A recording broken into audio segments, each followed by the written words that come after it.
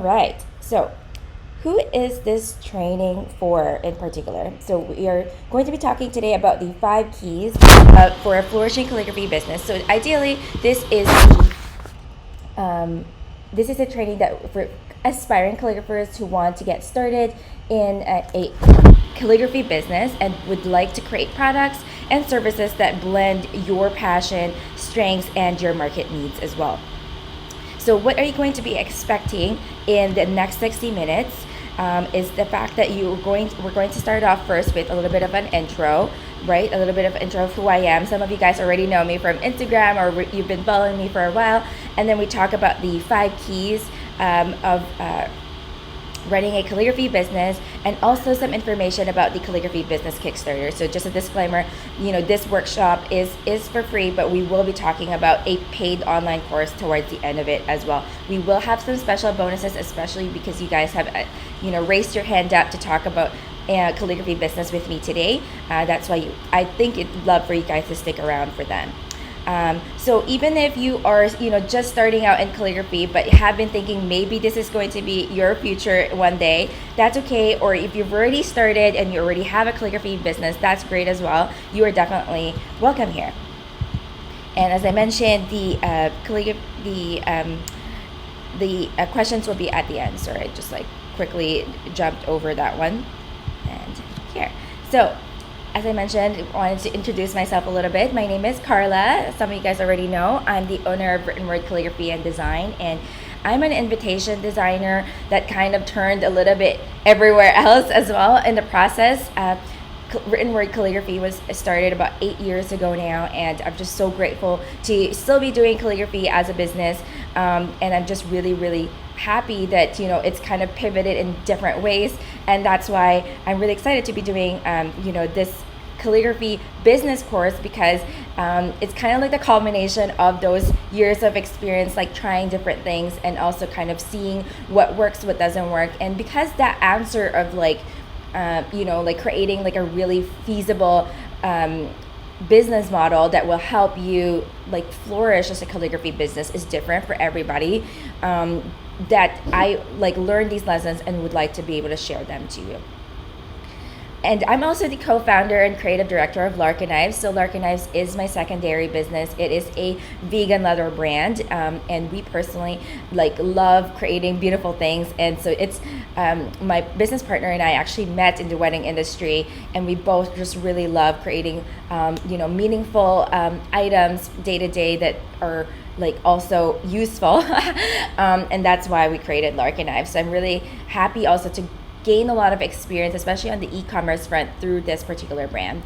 And a lot of people ask me Carla, what did you learn in school? Did you go learn design or not? Actually, I had a business degree, and I went to university actually all the way back in the Philippines. Some of you guys probably already know that I'm originally from the Philippines, living in Canada right now. Also, am also Chinese, so it's kind of this multicultural feel to it. So some of you guys might relate to that, having moved into many different places around the world.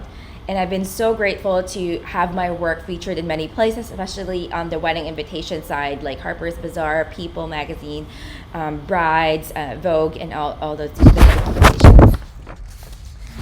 And I've also, in the span of the past couple of years, been able to change the business model a little bit, especially as I became a mom, and my timing has just changed a lot. And so in this past few years, I've been so grateful to be part to be able to work on a book, which is crazy to me. I can't believe that there's a book.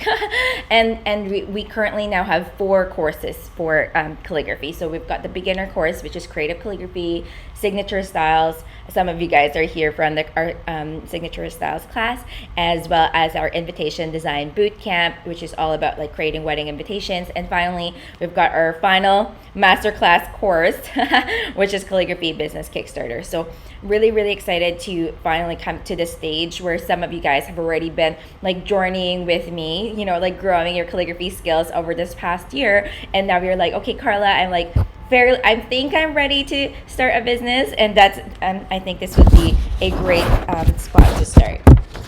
Okay, I'm just going to quickly make sure everybody is on, because I just had a few more people jumping on the waiting room there. Okay, I think I'm good. Sorry about that. I realized I shouldn't have had a waiting room there, because now I had to manually admit them. Okay, so I did this survey a while back for over 500 of you, and this was the answer. This was the question that I had asked, which was, what is the biggest struggle that you have with starting a business? Because I know that, I mean, for me, I've always been like a very I've always been fairly enthusiastic about starting a business, but there's always been fears about it, like, whether is this gonna work, am I doing this right, or like, how do I do that, or like, how do I source that particular item? And so I asked this question because I was curious what other people are struggling with. And for 36.9% of you guys, the answer was confidence. And confidence it has to do with like, where do I start? Do I have the right skill set for this? I don't have the experience doing this. This is my very first time starting a business. How do I do this? Like, there just seems to be a lot of unknowns in the process, and I totally get that, because even unto this day, as I change my business, or whenever I start a new one, there's always some thoughts about like, okay, am I doing this right? Like, is there anything that I should be doing? There's like uncertainty of like how to start or run a business, or like fears about, am I going to make it or not, or like, I don't know how to reach my target market, or like how to stand out. And that sometimes like the question has to do with the marketing side, like how do I market myself effectively, or like how do I stand out in the sea of calligraphers? That's actually one of the main questions that I received a lot in that span of time. Like, how do I promote myself where I don't sound pushy, or like that I don't like spend every waking hour just trying to promote myself, and like, am I actually reaching my clients? Or of course the big elephant in the room about pricing, right? Like as starting a business, how am I going to come out of that shell of doing it just for friends and family? Because oftentimes, once you have like some kind of skill, there's always going to be like that, friends and family circle. And sometimes like you were like, okay, so how do I get over, how do I get like the bigger paying clients essentially, and kind of find my groove and settle in that. And so my goal is that at the end of this workshop that you will feel a little bit more confident about starting a calligraphy business of your own. So of course, this is not going to be like a one-stop shop that by the end of this that you're going to be 100% more confident. But I hope that I could be able to inspire you in some ways, or like give you some tidbits of knowledge that you can use as you start your calligraphy or lettering business. Like, a lot of these concepts are actually like fairly applicable even if you're starting something else. Like, for example, if you're thinking of starting a lettering business, or just a design or creative business in general, because these are like ideas that like can be applied in certain ways. But of course, because I'm a calligrapher, a lot of my stories are going to be specifically towards calligraphy. Okay, so again, here we are finally on the 5 keys to a flourishing calligraphy business, the lessons I wish I learned before I started the calligraphy business. And the very first one that I wanted to share with you, it has to do with gearing up on your calligraphy skills. I did a pop quiz on this the other day on Instagram. Would you rather first start offering your calligraphy or lettering services kind of and learn as you go? Or number 2, which was to improve your skills until you feel good enough to launch your calligraphy or lettering business. And the results of this particular, quiz, like of this would you rather thing, was actually 65% on the number 2, which was to really improve your skills until you feel good enough to launch your calligraphy or lettering business. And it was 35% learn as you go.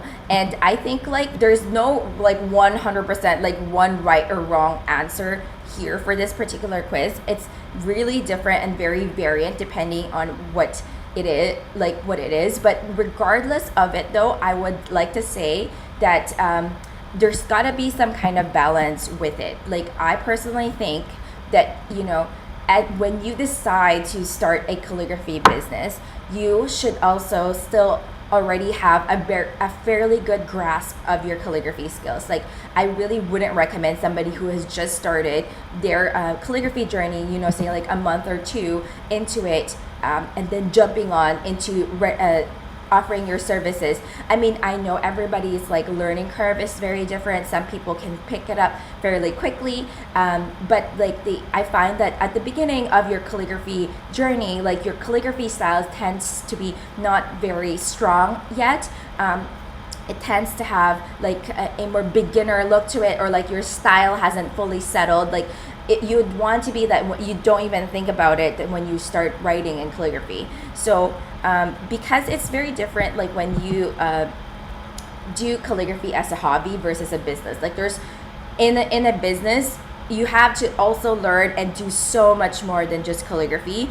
Your focus will be much more divided. That's why I think, like, if you wanted to start a calligraphy business, your style has to be really settled in, and if possible, you'd have at least like 6 to 12 months of experience in calligraphy, and that way when you are offering this as a service, that you're coming in with a posture of like excellence, right? Like, that people are coming into you, that you are proposing like a more professional work. Because that's the thing about calligraphy, we don't like have like a certification of some kind to show that, okay, this is going to be your like you're like one, like a doctor, for example, like you're certified to do this particular calligraphy style and be able to offer it as a service. No, we don't have anything like that specifically, and so I think, like, in order for us to elevate the look, feel of calligraphy, how it is perceived by our industry,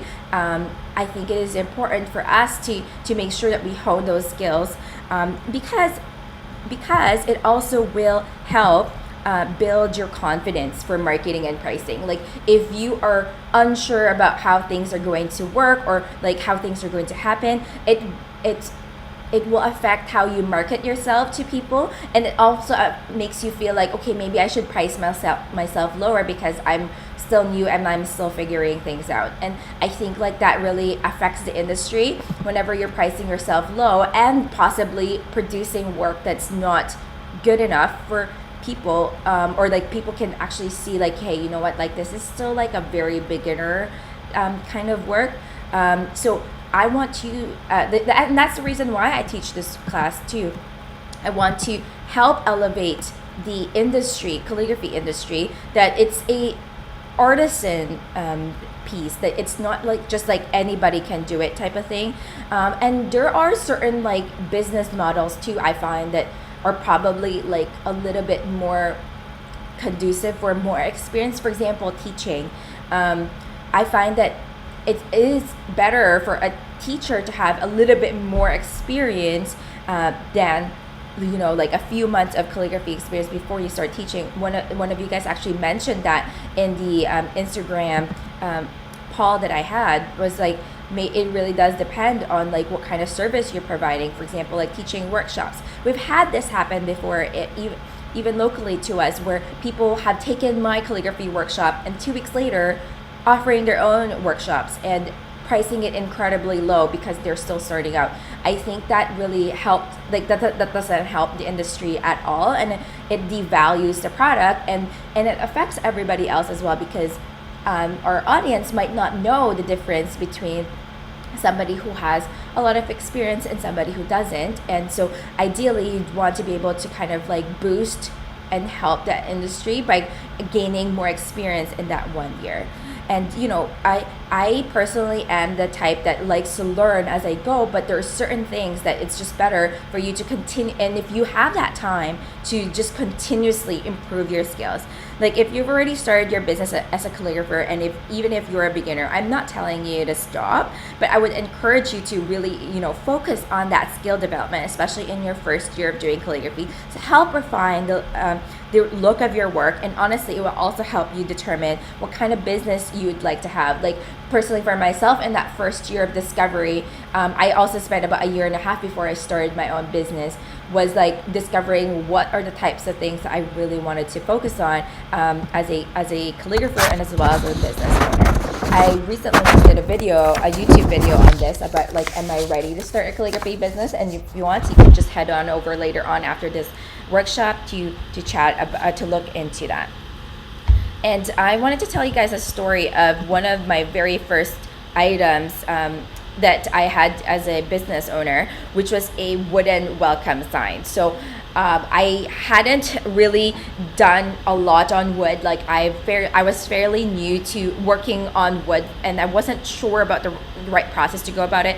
And I would say that at that point in time, in 2013, there wasn't still a ton of information about like actually, creating these pieces. Now there's like Happy Ever Crafter, there's the Postman's Knock, and people with blog posts on it.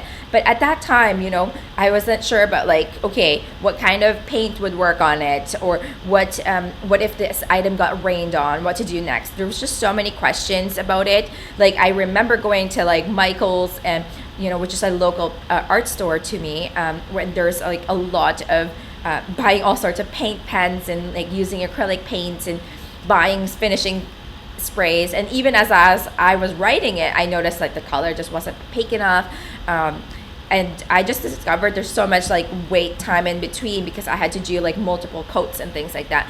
There was just so much to learn from making this one welcome sign. And clearly it was just not about like writing the word welcome to our wedding.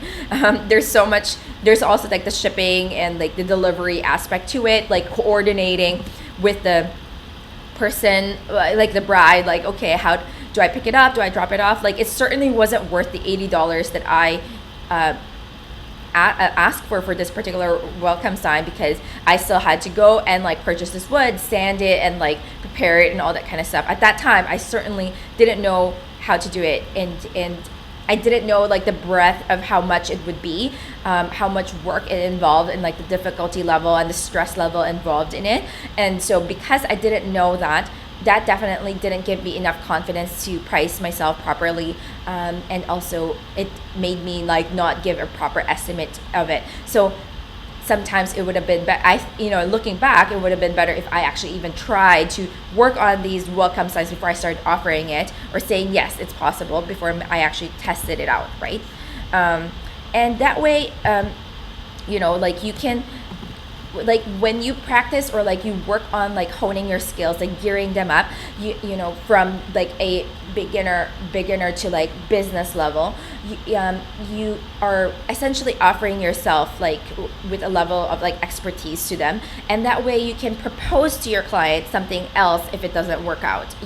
Like you don't want your client job to be the absolutely first time you do something, and also how that way how long it would actually take you for you to do it, and price it accordingly, with the difficulty level and all that kind of stuff.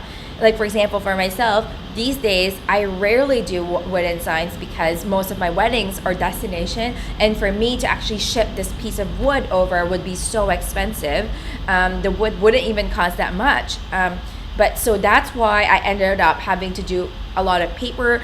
Or for example, that other one I just showed you, this one was a wooden sign, but the actual illustration on it is a vinyl installation. So these are just pieces of vinyl with my calligraphy put on it, and that way I'm just shipping like stickers to them versus shipping like an entire wooden piece. And that's also why I've done a lot more like linen signs, paper signs, because of like the shipping issues as well. So like and there's many ways to make a nice welcome sign for people as well. It doesn't have to be a specific one, so that this already like helps solve so many problems essentially.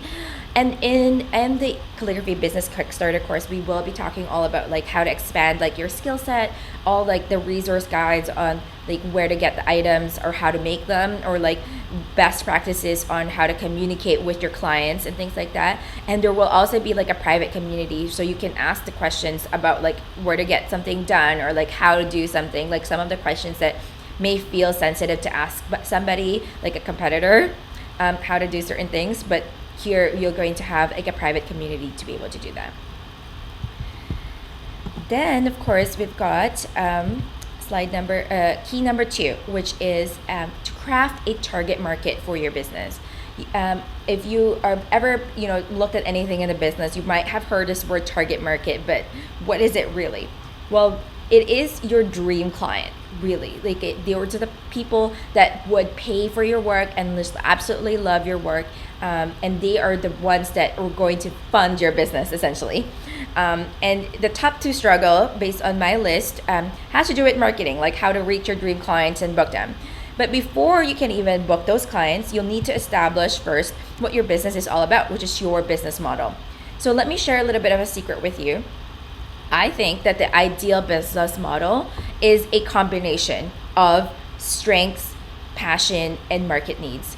I had to learn this the hard way because for the longest time, I was usually doing a business that either, just looked nice, or what I was good at, or just what seems to be trending. And I think we're all in some ways like guilty of that, because that's all we know, especially in a smaller business like ours, where it's more handmade, and so we tend to kind of go for that type of business model. Like we do what looks good, or like what we think looks great. But to be honest with you, it's actually a combination of everything, of what your skill set is, so that's your strengths, what your passion is. Passion, I think, is also important, because I don't think that people should be choosing a business model, especially when it has to do with like a calligraphy skill like this, to do something that you don't like to do, because eventually that's going to run out. And like, even if it makes money, it just might not kind of give you that drive to move forward.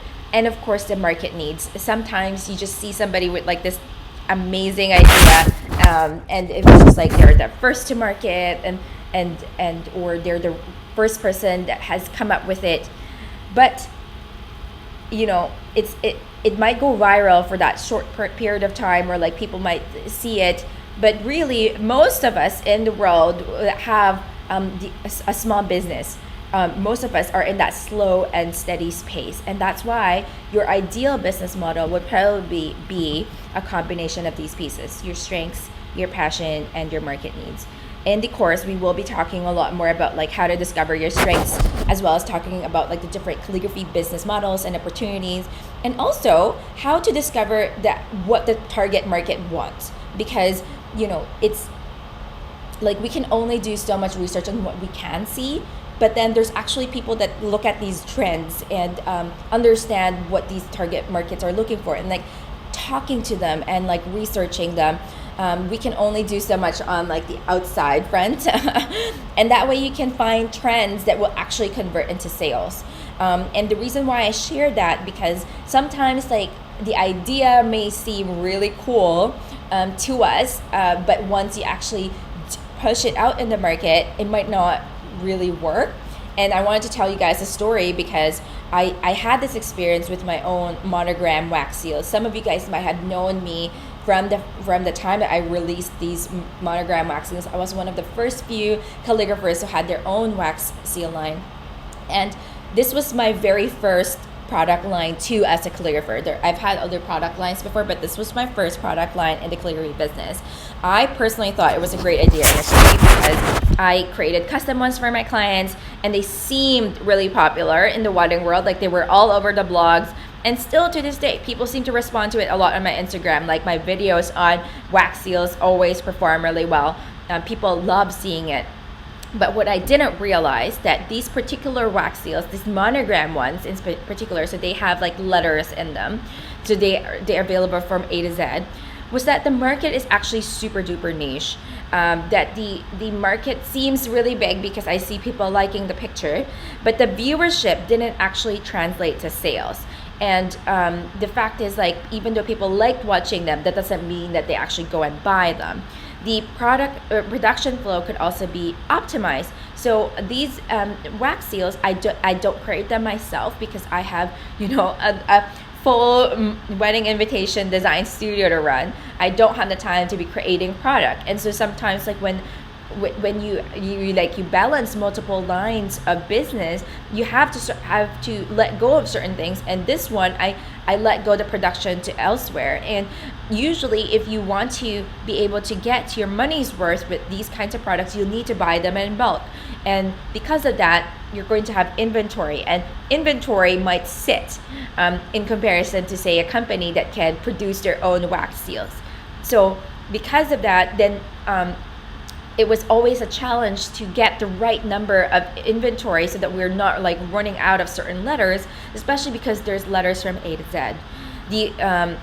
I initially thought that, hey, these wax seals would be great in a stationery store.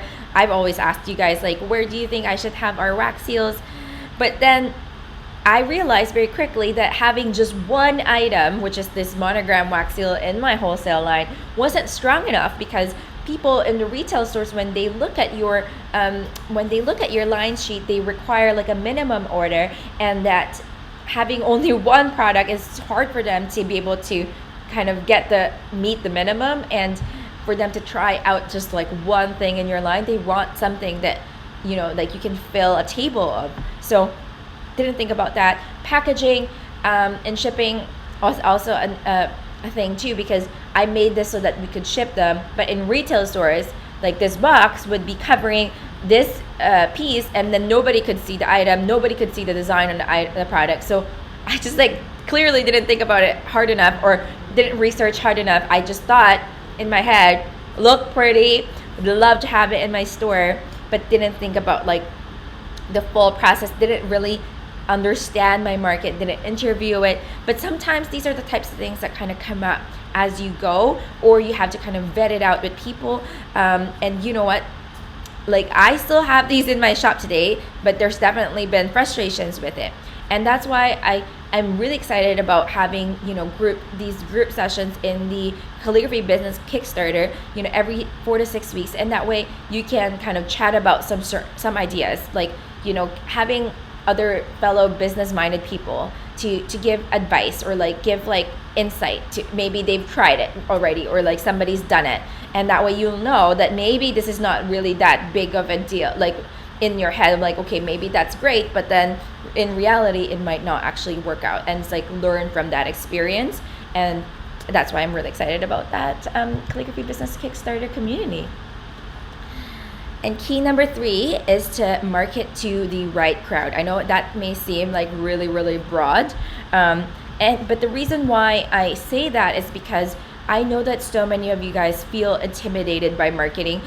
Just earlier, like yesterday, somebody on my IG question box said, like, Carla, do you have to show your face in order to be successful in the calligraphy industry? And that's really different depending on like your personality, and there's like different marketing strategies that may work for certain people, work for certain areas. It really depends on your business model and where people are. But before I get into talking about marketing, I wanted to like really stress the point that marketing is not just about selling. It's actually just creating visibility to your target market. I was talking about this with some of my vendor friends, because some of their approach to marketing is very, very light. Like, some operate primarily on referrals only, or they don't even market at all, and it just work comes to them. And like, ideally, I would love for that to be the case, right? That we just sit and we write our notes and we get emails, and we're like, people are just like ready to book. And that's also possible. It really depends on your business model, your market needs, where you are. And sometimes you are, say, like wherever you are in the world, you might be like the very first person to be in there. And so marketing can feel like really overwhelming. And I know that. And, but creating that visibility is really important, so that your dream customers will be able to find you if they're looking for you. And especially with that showing your face thing, I don't think that it's that important to show your face to become successful, but it is important to at least have one of your photos somewhere. at least in your about page, because that will create like just some credibility, knowing that you are a real person, that there's somebody here, because especially if you are running an online business, people don't know who it is. Like it just feels like is this real? It's like, so having some your face in there brings like personality to it. A little secret for you again: you don't need a huge following to book clients or to sell your products. So when I started out in calligraphy, I thought that this was the case, because that was how I felt starting my business, like growing my Instagram. I was getting the clients, growing my Facebook page, I was getting the clients. I also thought that same way.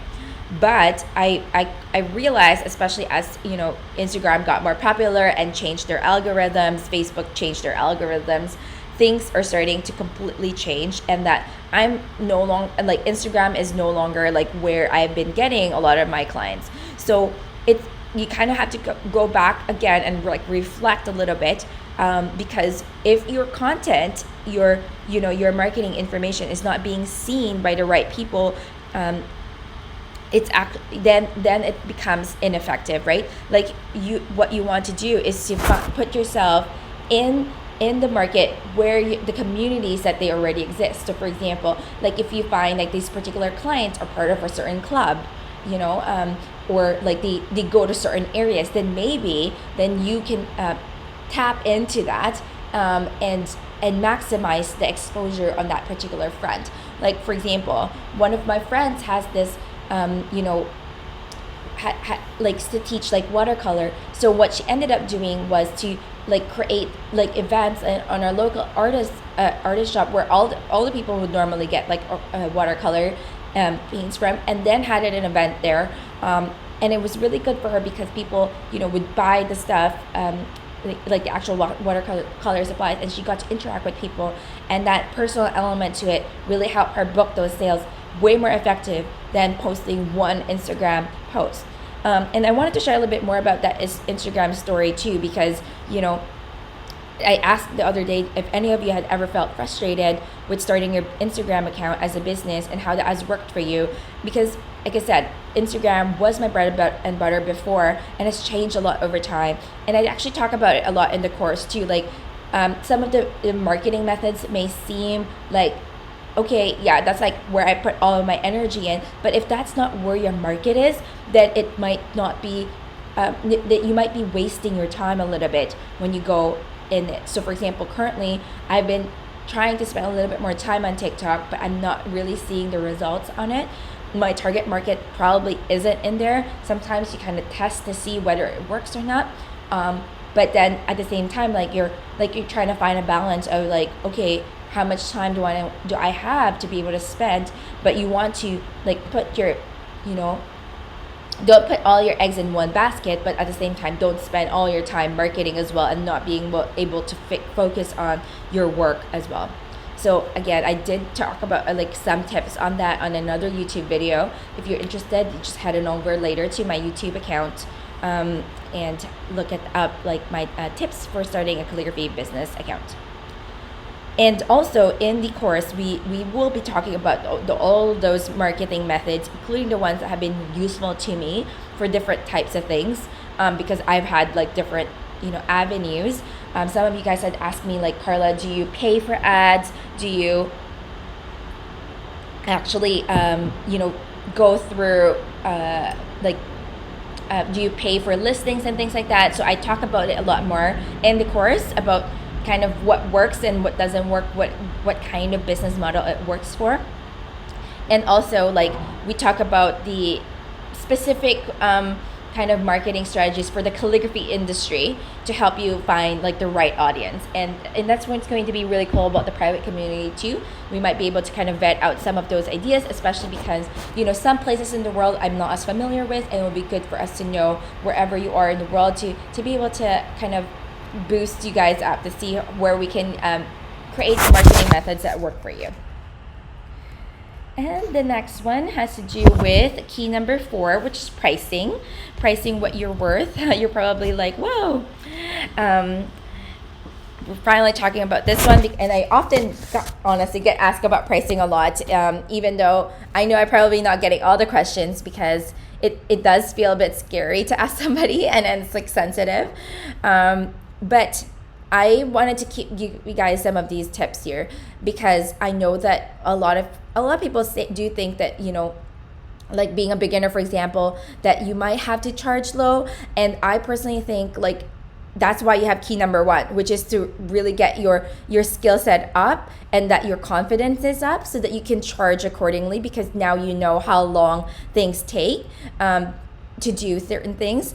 I want to just skip to that third point here about researching the industry standards, because I've actually found that researching the industry standards might be like difficult for some people. There are some information out there that is available, like if you go on Calligraphy, there's like lists of things like that, but I want you to like take it like with a grain of salt, and like make your own pricing as well. So like I talk about it a lot more in the course, about like specific formulas and how to like work it out from the ground up, because I think like pricing is a very personal journey. Like the difficulty level for you and the time it takes for you, it might be different for other people.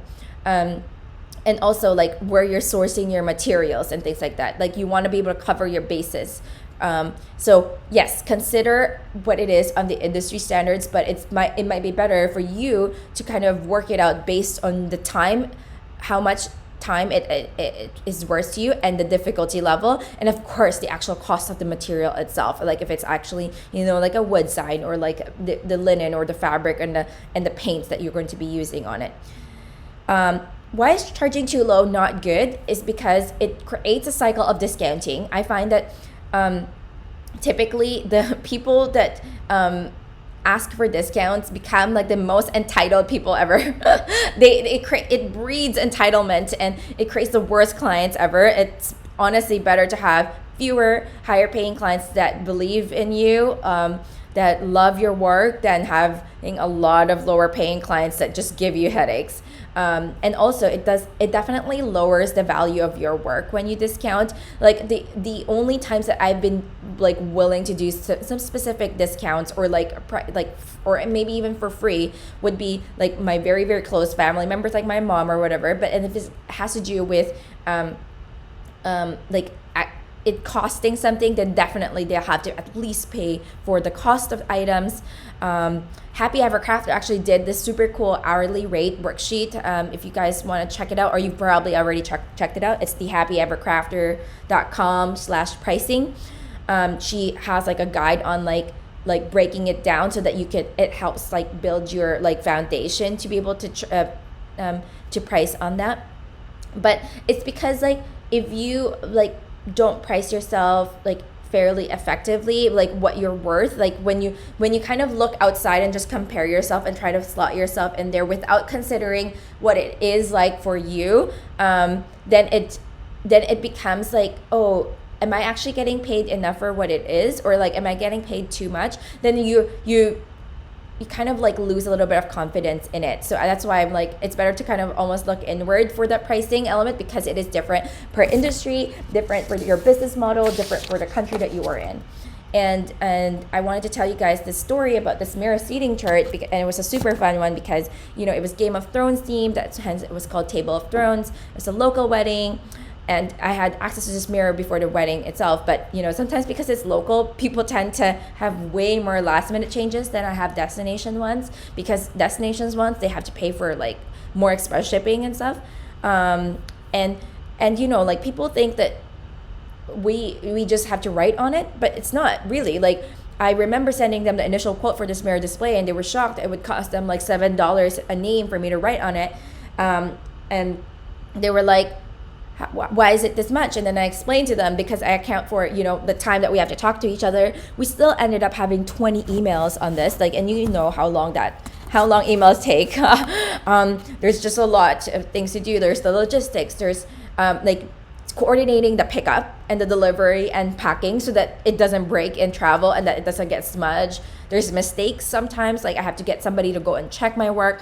Changes, I have to change it and put the name in the other place, double checking the work. There's material costs, like the actual pen itself. There's labor, the actual labor time of me doing it, and the stress. Especially these days, weekends are extra precious to me now that I'm a mom, and I have to consider that as I create these pieces. So that's why it's a very personal journey, even if you might think like, okay, that's really a lot, but then as long as but if you price what you're worth, then you'll be much more comfortable about doing it, rather than like losing kind of the traction later on, because you've just filled up your bucket full of work that is not going to be satisfying for you. And that's why I focus on this being like a flourishing calligraphy business key, because I think like if you're just focused on pleasing everybody else, which is making people happy by giving them a lower price, then you're like undermining what your value is, and it also affects your confidence. And lastly, for keys, I wanted to talk about growing with your changes. I think it's really, really important to, pause, review, and debrief like what you're doing. And I think like regular goal setting is often very, very helpful, because inevitably, seasons of our life come and go. Especially a lot of us calligraphers are women, and there's just a lot of things happen to us, like family or moving or something else. Like our target markets may change, your business model may change. And like, for example, this past year we had the COVID situation change the whole wedding industry incredibly, right? Like it's really like lifelong learning being a business owner, and like you have to accept that that's part of it. That even until now, I'm always still like learning something new. Recently, I had like a website move, and I had to go through all of those steps again, and I'll be sharing that in the Calligraphy Business Kickstarter course as well. Like I'm filming that bonus session next week to talk a little bit about website moves and how to make sure everything is like going okay. And sometimes it might mean that you would invest in education or like consulting or growing a team. Like I used to think that it's all just by myself, right? Like just figure it out all by myself. But I realized that there is a lot of value in like for example, I've hired a business consultant, I've hired like an ad agency, there's like all of these like different pieces that sometimes can be intimidating to figure out on your own, like operations, financials, logistics, like where to get items, is this like a good company to work with, like the contracts, like wholesale, like setups, like barcodes. There's just so many different things, and that's what we talk about also in the course, like really helping you navigate about all of these different elements that I personally had to deal with and like kind of guess a lot in the process too. And for example, for myself, like 2018 I became a mom, and it really did change my life completely. I had postpartum anxiety and baby blues, and it really hit me hard, and I still occasionally feel this. I recently went on vacation, and I could still feel sometimes like some of that anxiety. I'm an Enneagram 3, if you guys follow Enneagrams, and I just love being in control, and being a parent means like you just don't have any control anymore. But that really helped change how I work, and I love having focus time, but being a mom means that you're getting interrupted all the time. So I learned how to work smarter and better. Like having a calligraphy business on your own doesn't mean you have to be working all of your working hours. You can certainly work smarter and better too. There's different kinds of business opportunities for calligraphy. That doesn't mean that you're slaving away every day writing 100 envelopes a day, all day. No, that's not the goal. Of course, it's going to be part of it. There's some days are going to be like that, but there's many other ways to go about it as well. So a little quick recap here. We've got key 1, gearing up on your calligraphy skills. Key 2, working on that target market so that you have the right business model, and that you would be finding the places where the people are, and that way you can market to them in that place. And of course, like looking inwards for your pricing versus outwards, and comparing yourself with other people. And 5, which is growing with your changes, because there's always going to be changes, like this past year with the COVID situations. All right, you guys. I know I've been talking a lot, and I know we're going over that 1 hour for sure before we get into the questions. And I wanted to talk to you guys about the Calligraphy Business Kickstarter, because this is like my this is like the culmination of all the years of business that I've been, and also just like the other businesses I've also kind of gathered over time. And I personally know how hard it is to start a business, and a calligraphy business is so unique as well, because each one of us has a unique voice in it. Like it's based on a particular artistic skill.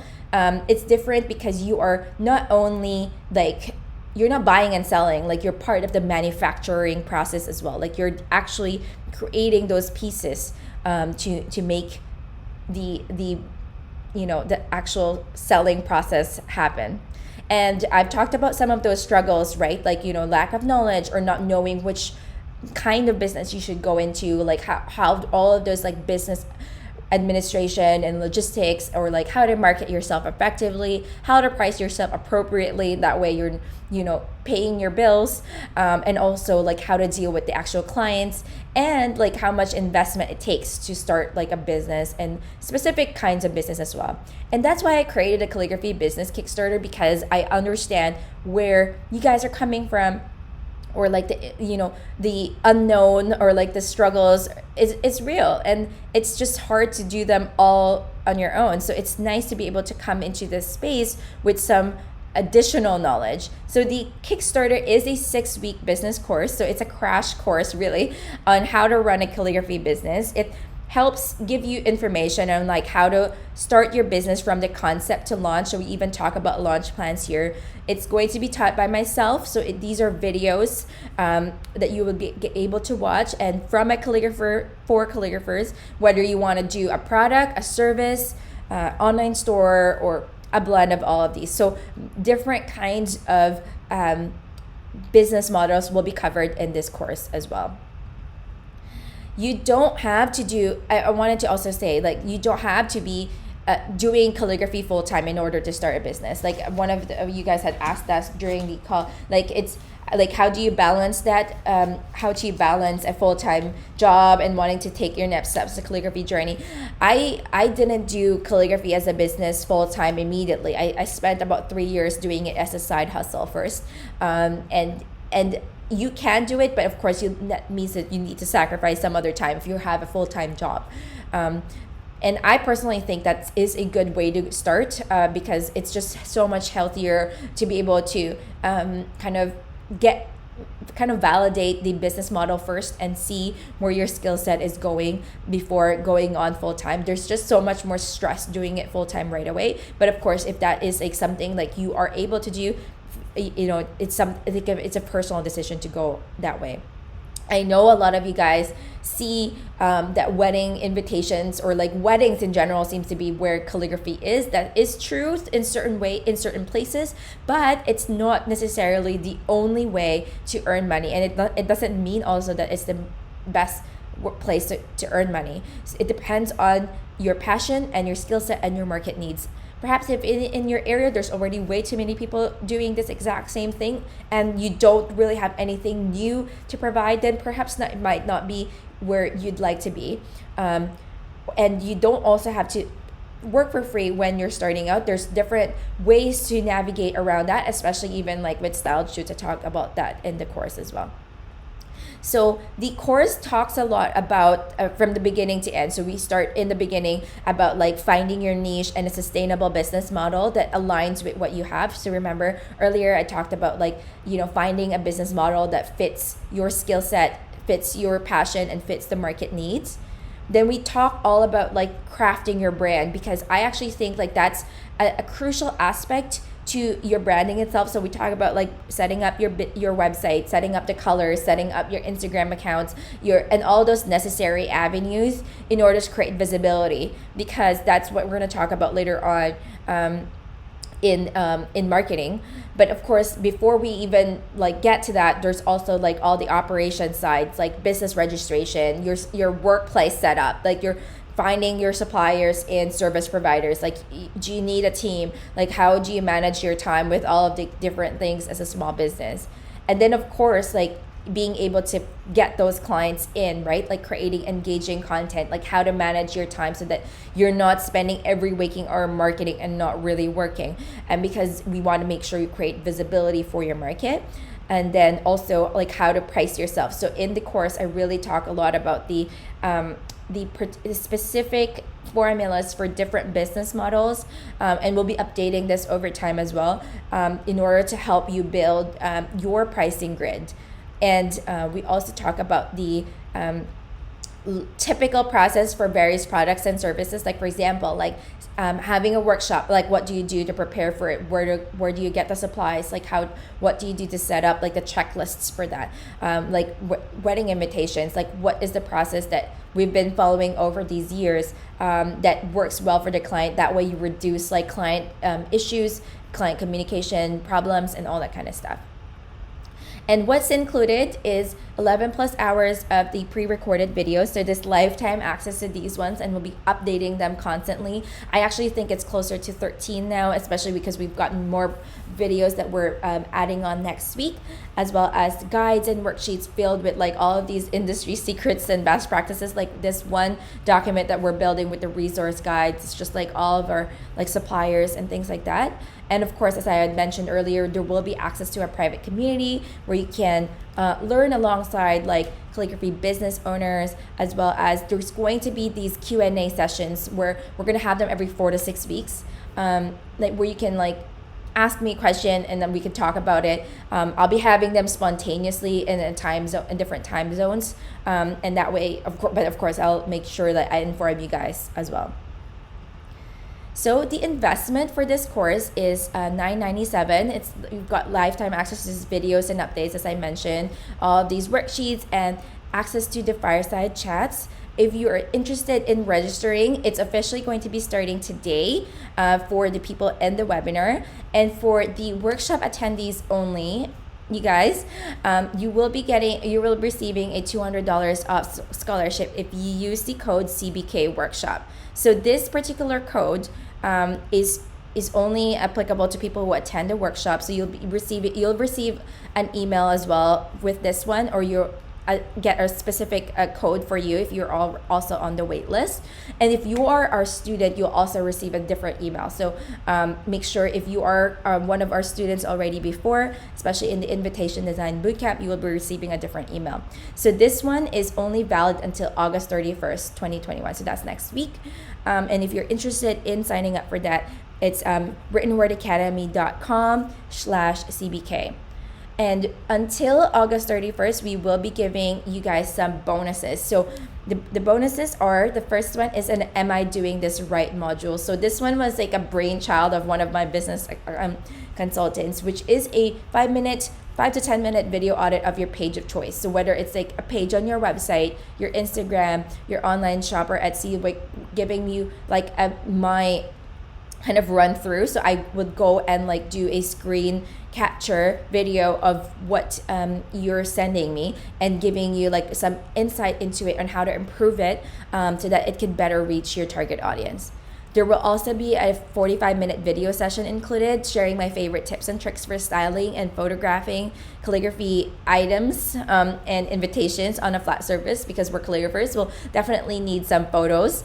And so we also include that in the bonuses, as well as a welcome packet, a curated set of goodies just for our students. And you guys might have seen this in my Instagram the other day, where it's like a notebook with my like a little set of things, like sorry, it's like talking too much, I'm like losing my train of thought, like a little coaster as well as a pen. I'll show you guys more about that in another video one of these days. But yeah, so you're going to get all of those things. All right, finally, we are in the question section. Wow, I chatted for so long, you guys. So if you have any questions at all about the course, or any questions have come up, I'd love to be able to take a look at that. So if you just give me a few seconds here, I'm just going to switch the camera over, and that way I can stop sharing and answer some of your questions. 1 second here.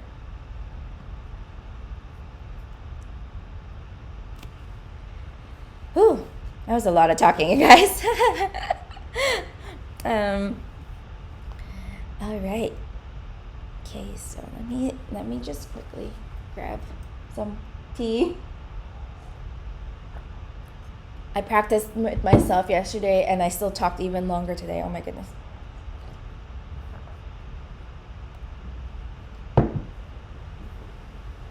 Okay.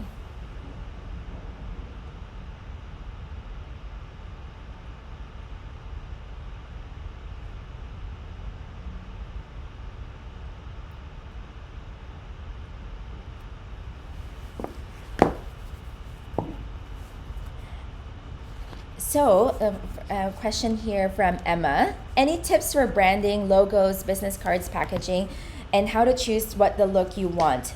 That is, that's a question that is going to take some time for sure to answer. I have a session on that completely on in the course.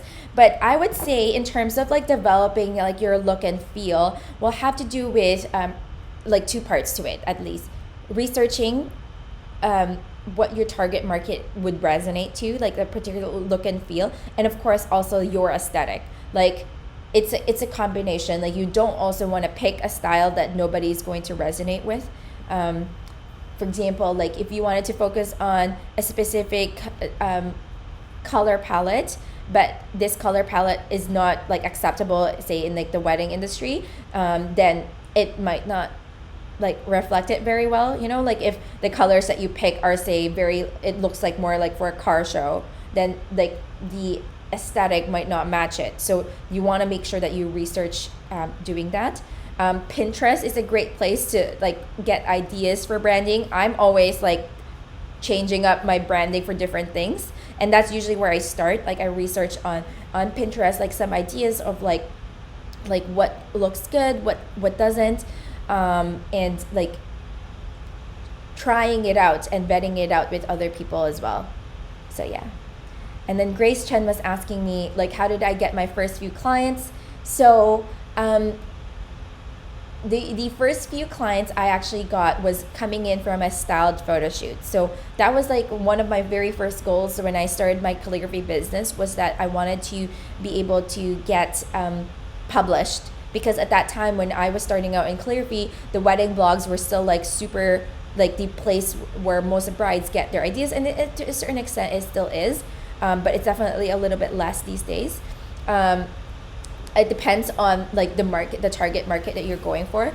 And so when I published that styled photo shoot, that was when I got noticed by certain clients, and that's how I got my first few ones. It got noticed by a bride and as well as a planner that I really wanted to work with, and that planner was able to get me clients at that time, and that bride also actually ended up hiring me through those styled shoots. So that styled photo shoot essentially gave me some really good photos that showed what my work would be like in a real wedding versus just me taking photos of a flat lay. So that's how. Shamsa is asking, does the course teach us how to make a digital worksheet for calligraphy? No. This course is definitely much more about like the business side of things, like how things would work versus like how to like do like certain calligraphy items. I am planning to do a mini workshop on this. I think it was supposed to be in October, but I have to check back into the team itself if like they're still planning to launch this particular course. But I'll probably for sure email you guys about that if we ever end up doing it. Annalie is asking, would you recommend to start with standard items or start doing custom products? I guess that depends on what those products are. I certainly started with custom products initially because that's what I knew what to do. I remember because I had an Etsy shop, and I would be like a sign, like I would make like a sign, and then like you can put custom text in. That was how I started with. I think when you have standard items, that may mean that you'll have to have multiples of that item, and as long as you can make it sustainable, that would be the case. I just find that sometimes with the standard items that people tend to want to personalize it anyway. I don't know if you guys experienced that, where like for example, I have a semi-custom line of wedding invitations, and almost every single time people are be like, can I customize it? Or like, can I customize it in like their way? Like, oh, can we combine this style and add it this style? So like I guess like you might have to test your market and see what works for you. If you're okay with a lot of these changes, that's definitely not a bad idea to do. Huyen is asking, do you recommend us taking all of your courses before taking the business course? I don't think so. It really depends where you are in your calligraphy journey. Like if you have yet to start your calligraphy journey and then thinking of running a business, then of course I recommend going through the calligraphy business, the creative calligraphy one, but that one's not opening up until January yet.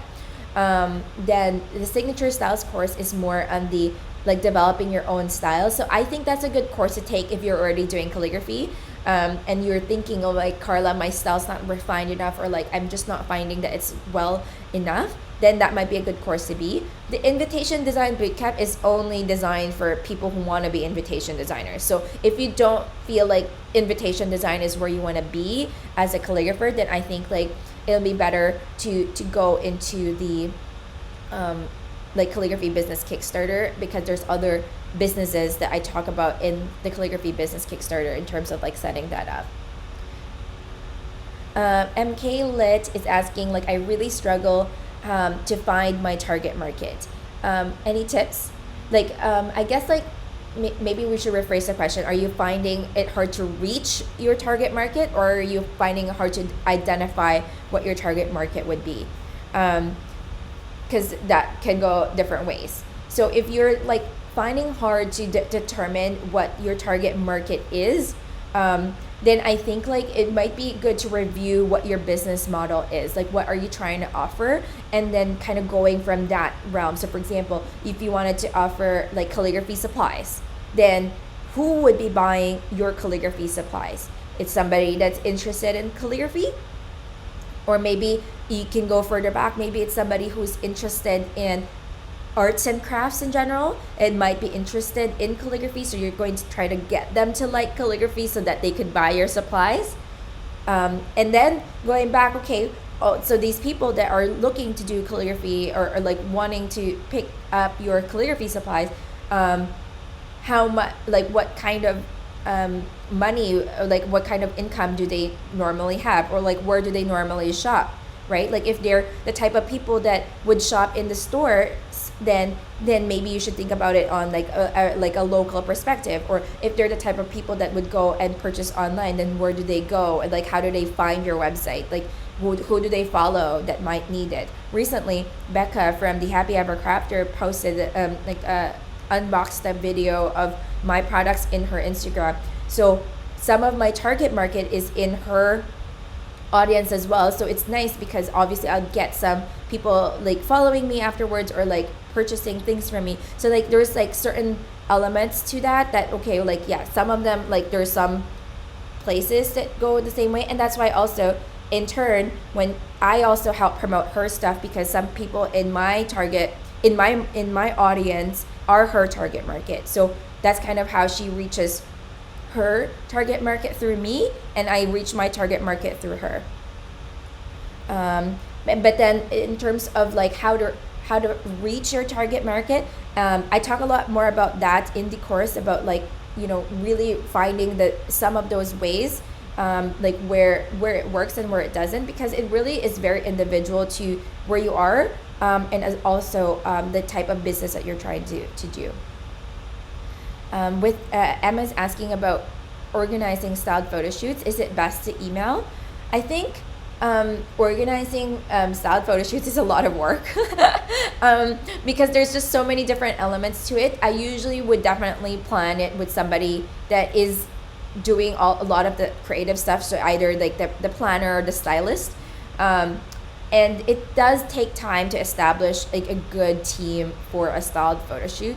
So I guess it depends, like if you're being approached by it or if you're trying to set up yourself. I do think that yes, you can start with an email. Sometimes people don't respond to email. You can DM them, you know. I stalk people on Instagram trying to get people to respond to me. But yes, email would be a good place to start. Jaya Preeti, I'm sorry if I murdered your name here. Is it necessary to have a huge following if we want to write a book and make it successful? And so that one it depends, because well, the book I've launched was I didn't self-publish it. I was approached to do it, and then they had a PR team, and then they have they have their own distribution. So for them, it was important for me to have a huge following, or a bigger following, so that I could tell my audience that I'm writing a book, so that people could buy it. I think like there's other ways to approach it, like other people who self-publish, for example. There's like either you would have to self-promote, but I think like this is a question I probably want to get back to you on, because I want to do a little bit more research on what if you don't have a huge following, what would be like the approach to it, because I know that one of my friends had a podcast about this actually, and I'd love to be able to kind of give more insight on that.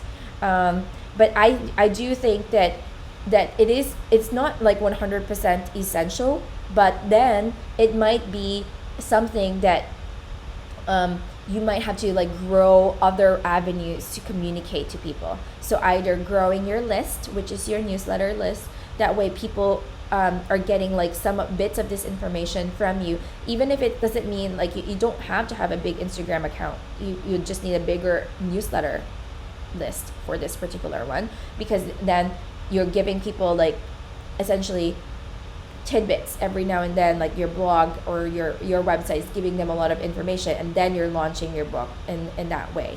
And there's also other what do you call this, like other ways to promote. I the reason why I know is because I recently was researching on how to promote my book better, because I just haven't been able to really focus on it this past year because I've been so busy with the online courses. But the one of the ones that was on there was to pay to be part of certain lists. So you guys have seen those blog posts, right? Like the top 50 books, or like top 25 books to read, or things like that, and how to get to those lists, for example, will help like obviously boost your sales, because people already have viewership for those particular blogs. And so you're working on that. So those are like one of those fairly inexpensive ways to market, but like you're going where your market is. Hannah Johnson Design is asking, have you found it more beneficial to send potential customers to your Instagram or to your website? Ooh. I guess it depends. I definitely like to tell people to follow me on Instagram, because I obviously update it a lot more often than I do my website.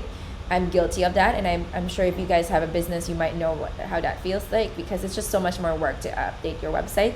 I think like if your Instagram is good and set, like you've got good content that reflects your brand, and that you've set it up fairly well, like using highlights or things like that, and that it's showing your brand very strongly, then yes, I think it's good, because Instagram is like your secondary website, but with even more personality, because either people can see your face, or like people can see like your behind the scenes. It's a lot more real in a way.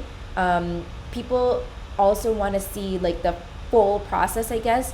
It's kind of like reading product reviews on like Amazon, right? Like I don't know if you guys are like me, but that look at the product pictures on I want to see what the real people see, so when you feature that on your Instagram, people like actually having your products, or like actually opening up your invitations or something like that, and or actually opening up your cards and things, and it makes it more real for them, versus like a more picture perfect website that has like the normal product photos.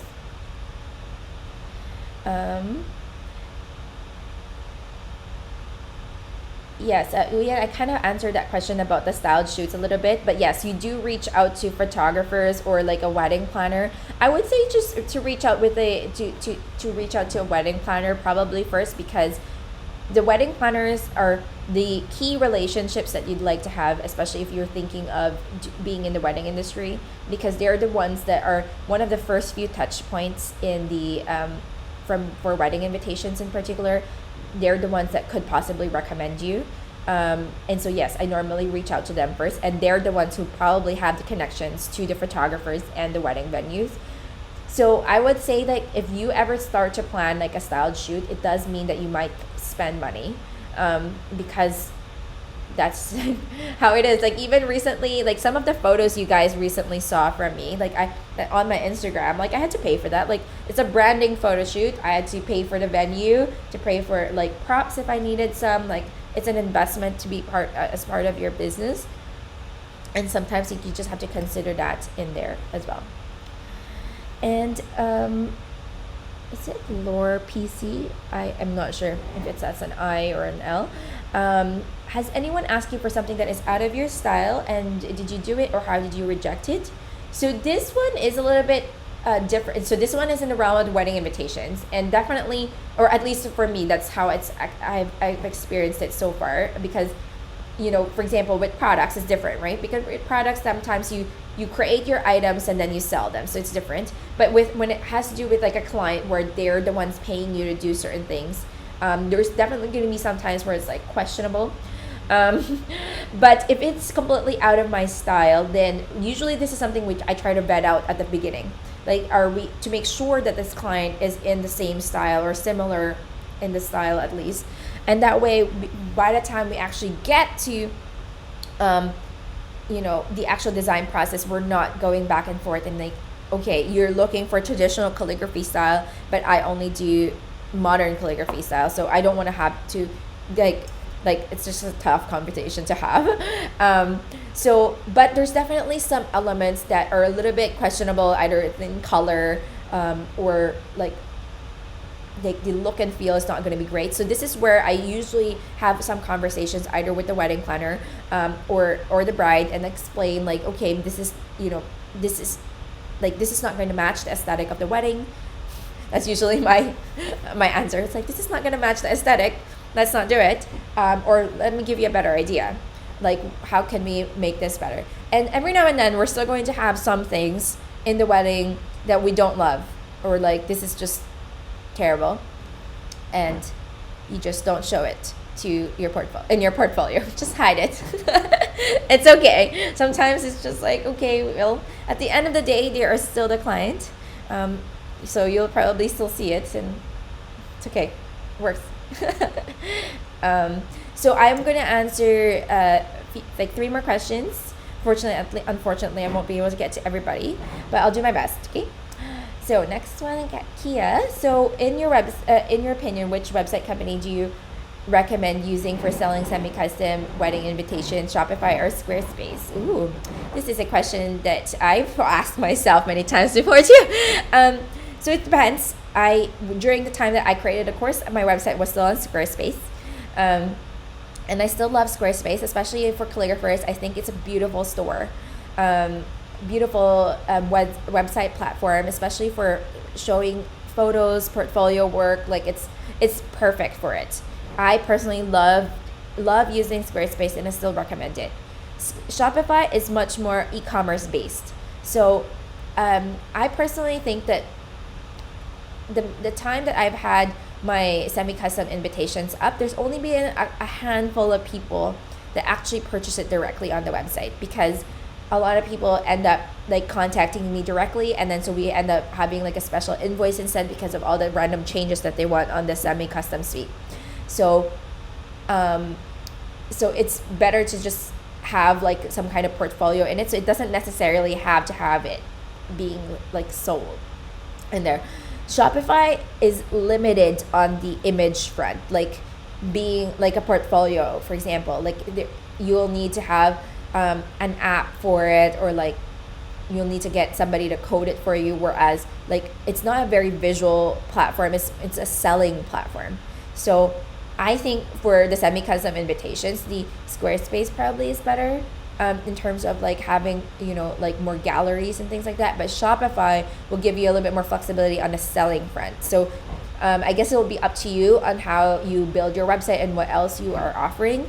I did recently switch to Shopify because that the focus of my business has definitely gone a lot more on the e-commerce front. than the semi-custom invitations. Before, I couldn't do it on Shopify because they just didn't have the function for it.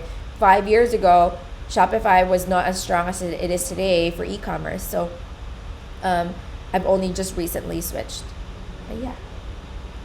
Sheila Marie is asking, will a calligraphy business last for a long time? Ooh.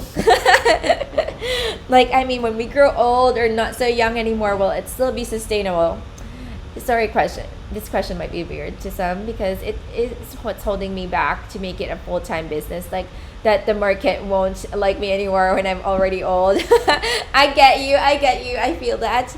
I mean, I've been running my business for 8 years, so I think it's still okay. I think that's the reason why we are doing this Calligraphy Business Kickstarter for one. Like, we are hoping that in this process that people will be able to like appreciate calligraphy more. My goal of teaching calligraphy is so that we propagate and share this like handwritten piece and make it survive. I remember I was in this like in-person event before, and I was doing calligraphy, and like and this dude came up to me and it's like, oh my goodness, you're doing like ancient art. And I'm like, no, but that's our role to make it alive, and that's why I'm teaching this business course to help make sure that we are like doing what we can to elevate it. That way we preserve this art form. I think it will still last for a while because there's still like a really strong like focus on the handmade. But I think like over the years, the way the calligraphy business would change over time. So maybe we won't be addressing envelopes as much in the future, but maybe we'll have a different solution for it instead. So I think like there is many ways to make money with calligraphy, and like be able to grow it as a business in just different ways. But I think like, yeah, like we'll just have to do our best to be able to like keep it alive essentially. And as I mentioned, like there's just the other things to do with it too. Like for example, like people are like, oh Carla, like, you know, you have a font, like so how does it work, right? But I would say like a font is never as good as like the actual writing itself. I have actually just finished creating another one, but no matter what I do, it's just not the same. Like it's not as good as like handwritten one. And Michelle is asking from Japan, how do you find the right balance with Instagram stories, post videos, and reels? I know that there's the whole Instagram algorithm, but just want to make it like an attractive content to the followers and the target market. So I do talk a lot about this as well in the course, and like how I manage like the content creation bit and how I kind of multiply the elements into different ways. But I would say like do what you're able to do, because I think like Instagram is frustrating in that sense where it feels like you have to do so much and just not get as much in return. But I think like if you can try to like do one of each of the variety at least in a week would help already in your in the use of Instagram. So for example, make sure that at least you use one Instagram story, one Instagram post. Like posts in general, they like the variety. They like to be able to see like a picture and the video. They like to see like an IG reel posted, or like, and nowadays they've been focusing a lot on videos. So like keeping up to date on those trends would probably help. But I would say like creating variety of work, even just like one of each, whatever you're able to essentially. I think like what they're trying to avoid is to have only one type of content the entire time, because they do reward people that use what their newest features are. Like their videos, for example, like I think it was like end of June where they announced that they were focusing a lot more on video. So definitely posting that. And